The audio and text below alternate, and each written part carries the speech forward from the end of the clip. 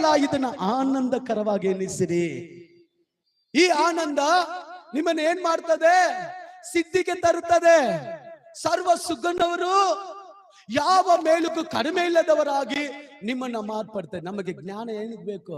ಕಷ್ಟ ಕಾಲದಲ್ಲಿ ನಾವ್ ಹೇಗ್ ನಡ್ಕೋಬೇಕು ಅದಕ್ಕೆ ಜ್ಞಾನ ಬೇಕು. ಈ ಶೋಧನೆ ಏನಕ್ಕೆ ಬರ್ತದೆ? ಅದು ನಮಗೆ ಜ್ಞಾನ ಬೇಕು.